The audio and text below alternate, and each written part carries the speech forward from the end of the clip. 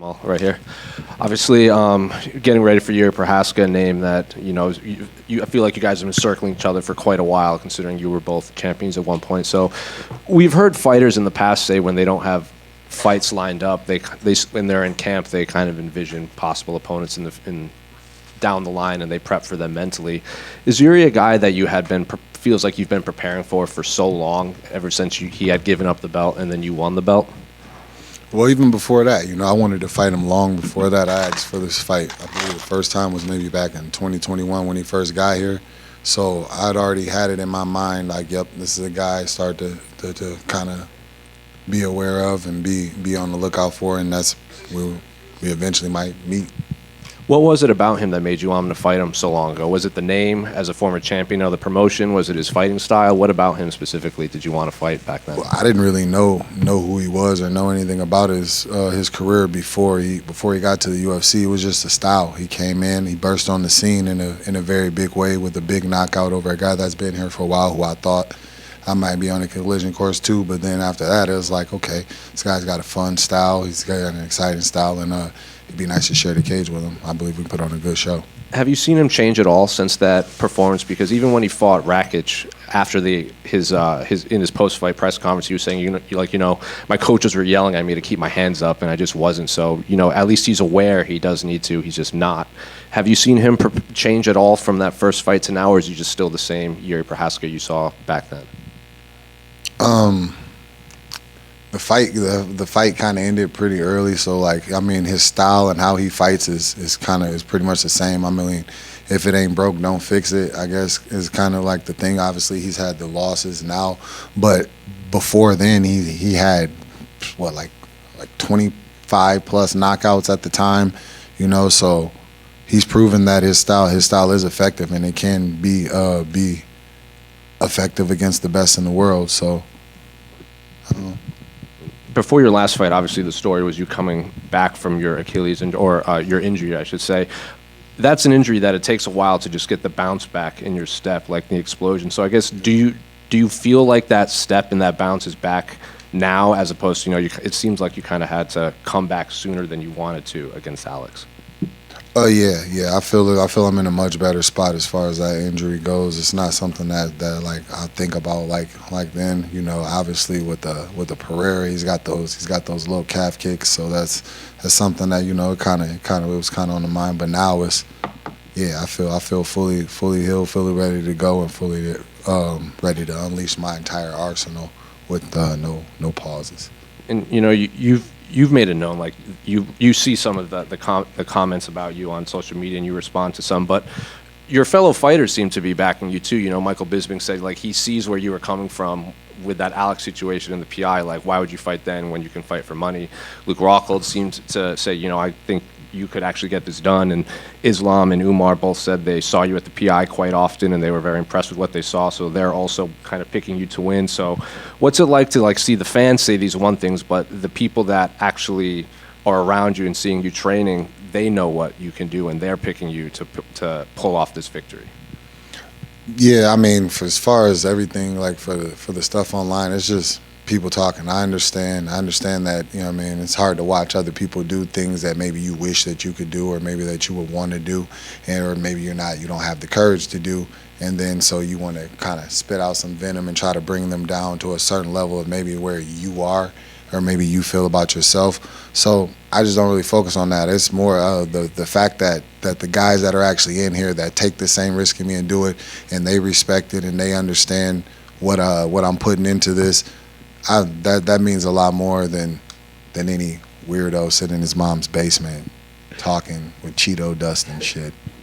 Just last one for me. Can I get your thoughts on the main and co-main of those in the top of the card? Yeah, I think those are phenomenal fights. I believe Islam is the pound for pound best fighter in the world right now. So anytime you get to see the best go at it like that, you put your glasses on, you get your pen and your notebook ready, and you take notes. You take notes, and you get to see how it's done. And he's up against a gamed opponent in Arman Sarukian, and I believe Arman's grappling is very, very high level, and I believe he brings in a very, very high level style. So I'm definitely going to be tapped into that. And then in the co-main event, you got the new champ, Merab, which I love Merab, man. I love Merab. I hate that he has to fight Umar. Umar is also one of those guys that's exciting to fight. His striking style is exciting. It's explosive. He brings a well-rounded grappling game. And Merab's gas tank is just always impressive, bro. It's always impressive, the pace that he keeps and how he just comes and brings it to fight. So I believe they're both amazing fights. Hey, Jamal, right here.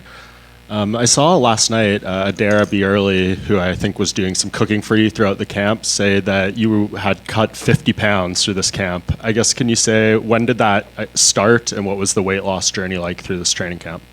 It's been smooth. It's been smooth. I believe after an injury, I was about like, I probably was about like 260. A couple times when I went to go try to test it out, to go train. It wasn't really feeling. This was back like August, September. So I took some time and decided to just like kind of let it rest and let it heal up. And it was a good decision because I'm getting good results with that. And just the weight cut hasn't really been tough at all. Just, I've had my girl Adair. She's been doing the meal prep. She's been talking with the great Ian Larios, and they've been coming up with the meal plans and everything like that. So I still eat really good food. It's phenomenal. She's a phenomenal cook, and yeah, it's been pretty easy, bro. It's just been work as usual. Yeah, that turkey leg looked very good that she made. Is that the heaviest? Is that the heaviest you've been, even with the Achilles, or? Nah, I got heavy. I was a little bit heavier with the Achilles just because I was completely down and not able to do absolutely anything. I'm like, you can barely, like, whenever you tear your Achilles, bro, it's like, it's a tough one. That was definitely a tough one.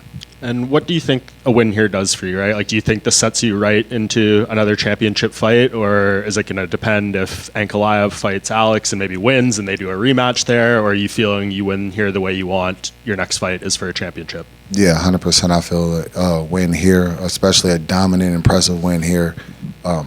Next fight is title. Next fight is championship. I don't see why it wouldn't be. Ankalaev fought number 4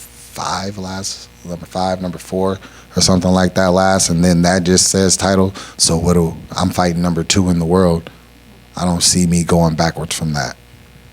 Jamal, people trying to criticize you for engaging with fans about the Pereira rematch and stuff like that, but realistically, what you're doing is creating a backstory for why people would want to see the rematch. Do you think people underestimate that you involving yourself in that is actually setting you up for a championship fight should you win on Saturday? Some people are stupid. Like, you can't fix stupid. I mean, you can't. 1 + 1 still equals 2 to me, but to some people, common sense ain't common. So it's 100%. That's what I feel. That's what I feel it is. That's what I feel it's done. I believe we come with both exciting styles to put on a performance and leave a lasting memory whenever we step in the cage. People liked it and loved the moment so much the last time. So why wouldn't want it again? Plus, I'm not making any excuses because I signed the contract. I came in, I felt ready to go, and I felt like I was good. But still, it's 9 months off of an Achilles injury. I'd like to see what I do now with where I'm at now. We talked about Jiri and like potentially, him maybe changing styles because he's had a couple of losses. But for you as a fighter, do you think, obviously he had success before that, but even just at his later stage of his career, it's almost a mistake to change styles because then he might be caught between the two and maybe try and revert to type in the thing. Do you think that once you settle into a certain style, at a certain point in your career, it's almost a mistake to try and change it? I believe you can always grow, you can always evolve as a fighter, and you can always be better. So, yeah, that's a good thing to see from any fighter if they're willing to go to the drawing board, be critical of themselves, and make those adjustments. I do it all the time. No, anybody can say whatever. There's nobody more critical of myself than me. I'm always critiquing my style. I'm always critiquing things. Even when sometimes my coach would be like, "Man, you look really good." I'd be like, "Nah, bro, we gotta." I feel like it still needs to be another level. It needs to be better. And last one for me, I feel like with the fight with someone like Jiri, it's going to just be a bit of carnage in there. Are these the sort of ones that you think you can go in there and be like, whatever happens, this is going to be fun. 5 minutes, 10 minutes, 15 minutes, me and him are going to go in there and we're going to have a scrap and this is going to be a good time? Yeah, I mean, for me, it's like every fight, any fight I go in, I'm very, very blessed to be in the position that I'm in. I'm very, very blessed for my journey, and that's just what I focus on: the ups, the downs, the good, the bad. You got to take it all. You got to take it all as your journey, because your journey is unique to you, and that's what makes it special, you know. And you can't say you're blessed and I'm lucky to be here or these things like that when when you stay down on the bad. You can't just be high on the high parts. You got to keep your head held high on the down times too. Hey, Jamal over here. On your left. Hi. Oh shit! I know, right? I look like he said something. I saw you were very excited to be sharing a card with Merab. Can you just talk about how that friendship started and the camaraderie that you two have? Yeah, I'm excited to be on the same card as Merab. That whole team, Merab, Aljo, Matt, Sarah, Ray Long, all those guys have always been awesome. Anytime I've ever been around or anytime we've ever interacted. When I tore my Achilles, I relocated out to Las Vegas to lean on the PI and the staff there to help me get back to form. And Merab was just he lives out there as well, and every time I see him, he's just always awesome, the most respectful guy. He invited me over to his house. He was doing a barbecue with him, some of his other guys from Georgia, and that I got to see like the Georgian culture and how they treat each other, how they speak, and just like the love and things like that. And it was just from that moment, it was like, yeah, bro, this guy, I can never go against this guy. That's really cool. Final question. What was cooler, meeting the Clippers at the Intuit Dome or meeting Lenny Kravitz at the PI? Oh, that's tough. The Intuit Dome was dope, but Lenny Kravitz is a legend. American woman. Yeah. You want to do this, Simon? Sure. Go ahead. Hey, Jamal. Let's start off with this one because I'm an LA guy, so I got a soft spot for Jared Goff. How far is he taking the Lions this year? Oh, we're going to the Super Bowl. 100%. I'm kind of upset that they made at a Saturday game. So so during the fights is gonna be the game, but I'm gonna be tapped in. I'm gonna be watching 100%. They always got my support. I watched every single game of the 0-16 season, so I don't see myself missing the game now. But yeah, 100%, bro. Love everything that Jared Goff has been doing since we got him, and I'm glad that he shut a lot of haters up because they thought they were sending him to Detroit to die, and now he's thriving. And then I kind of want to go back to you made a comment about the weirdos eating Cheetos in their mom's basement collecting dust. Is there ever any weird interactions in person, like when you're out and like fighters, they go and they take pictures with fans and they interact with them? Is there ever a part of you that's like thinks in the back of your mind, like, man, is this guy that's asking me for a photo right now, is he one of these guys that talks trash, or are you all pretty cool with them? It could creep in. It could creep in there sometimes, but for the most part, no. People are respectful to my face. Like, I've never had a fan come up to me and come with any other type of energy that you see online, but that's why they do it online. Because they, like I said before, they just want to try to bring you down, insult you in the moment. But everybody knows, like man to man, like it's a reason why, like we're respectful to each other whenever we tell them we're cordial, because there's always that underlining of violence that that could happen. And even though it's a violent sport that we do and they love to talk about it, they're not about it. So.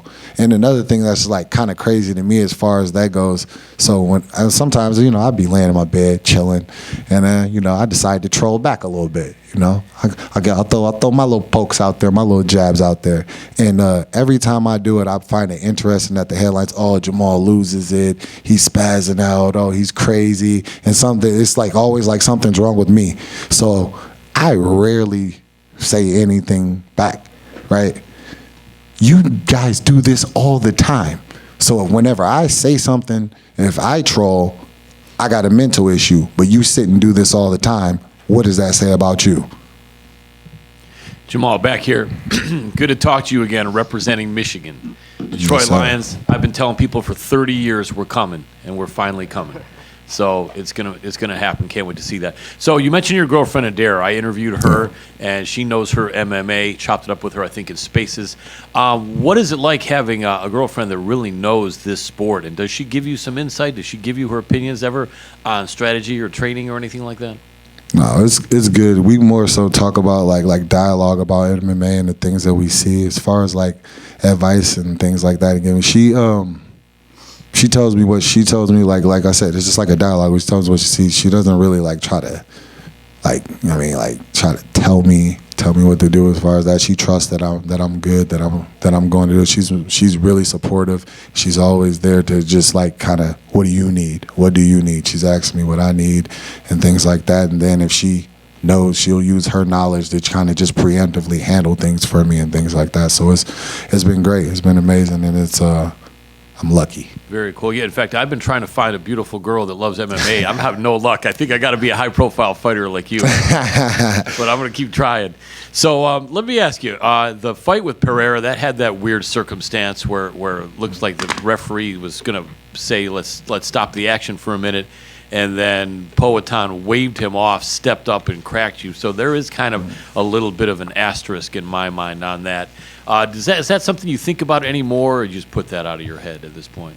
I mean, it is what it is. I focus on the things I control. I can't change the past or anything like that. You know, I just kind of spoke on it just because for me it was strange. In my mind, in that moment, it was still kind of a pause. I know a lot of what was made of it was the fact that I threw, and I did throw, but it was more so a reflex. It wasn't something like, if you notice the way that I fight, I'm calculated. I set things up, and I have a game plan for the things that. In that moment, there was no game, and it was just all raw natural instinct and raw, like, you know what I mean, just raw reflexes from the fact of like. I just never seen nothing like that before. Yeah. Like, especially there's not something that typically happens. Like, you hear a ref yell stop. People will say like, oh, he stopped. Was the step in, but he yelled stop from the beginning. I'm standing. My legs were completely locked. I'm standing straight up. First thing I did was ask him, yo, you good? You okay? And I went out to touch gloves. The touch gloves wasn't for a restart. That was touch gloves to let him know if I did, which I didn't think that I did in the moment, hit you low. My bad. That's not how I want this fight to go. And then he was just like, he was still locked in and ready to come in and take advantage. Yeah, I mean, you just think you can't wave off the referee like that, but I guess in that case he did. You're a man that always has a good strategy. One of the things I know about you from talking to you several times is that you're a real guy. You fought in the streets, but you also are a very cerebral fighter, a lifelong martial artist. Do you have an interesting strategy for this one? I remember we used to talk about the fact that this is what I thought you might do, and a couple times I hit it, you know, and maybe this guy can come in wild, and you kind of come in as a sharpshooter and just knock him off. I don't know how much you want to talk about it, but any thoughts about how you might handle this matchup? Yeah, I definitely see openings and opportunities where I can assert myself and dominate the fight. And ultimately, we can talk about what we see, this and that, but you got to go in there and do it. You got to go in there and put it on film. So that's just more so what I'm locked into, just staying free, flowing, and ready to take care of anything. You know. Final quick one for me. Who helped you for this camp? If you could throw out some names. I got my guy. I brought my guys out from Omaha. I got Carlos Trinidad. He'll be fighting actually for the BKF championship soon. Nice. I believe it's in April. He's out in Dubai. He's been instrumental for me for this camp. Just he's got really slick hands. He's got an unorthodox way of striking and getting to his punches that he's really good at, and he can crack. I got my guy Blaine Richards, Kiefer Blaine Richards, if you will. He's been money for me. He's really good at mixing it up. He's got a strong wrestling base and background, as well as being able to get it off with them hands too. Pause, if that's crazy at all. And I've been out at Skywalker 101 with Danny. You know, I got my guys, and then I got my coaches, Justin Andrews, Chad Pomeroy, that've been with me since day one. You know, molded me into not only the fighter but the man that I am today. Got some work in with Bilal Bilal Muhammad, you know, the welterweight champ. Both of us Chicago born, and he's always willing to look out and lend a helping hand whenever I need it.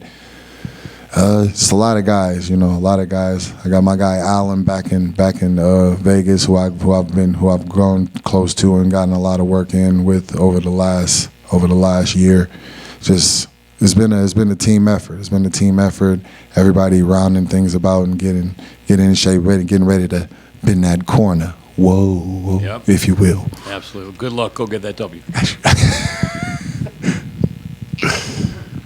If there was to, it looks like they may make the fight with Pereira and Ankalaev. So who do you got in that fight? If that fight does, if that is the fight that they're gonna do, it's an interesting one. It's a really big toss up. Pereira's always evolving. He's always in the gym, so he's gotten better in a short amount of time, because I believe that can be attributed to the fact that he kind of came into this game a little late, so he's still a little wide-eyed and still a little, you know what I mean, still got that new sense of things, all right, cool, excitement for learning new things and adding new things. Or what can I add to my game to be effective here, and kind of things like that, as opposed to somebody that's been around for quite a while and kind of figured into their game. But Ankalaev is game. I don't like the motherfucker, but he's game. You know what I mean? He's got good striking. He's willing to mix in the wrestling and willing to put him in that whole little wheel of work, to where he's just kind of just work between the strikes and the up and the down and things like that. So I believe it's a really, really good matchup. I believe it's really a toss up. If I had to put my money, or if I was putting money out there, I'd probably keep it in my pocket, to be honest with you, because it's that much of a toss up. But Ankalaev's got some good tools that I believe that he can catch people saying, "Oh, if he stands up with him," like with the way that he strikes, you know, he don't really take a lot of chances, you know. So I believe there's a way that he can have success there, and then if Alex does try to press him, he can still wrestle him. So that's just kind of like the mix up in there is going to be kind of like that, versus how Alex is going to mix up his approach to striking and all those things with him. Thank you.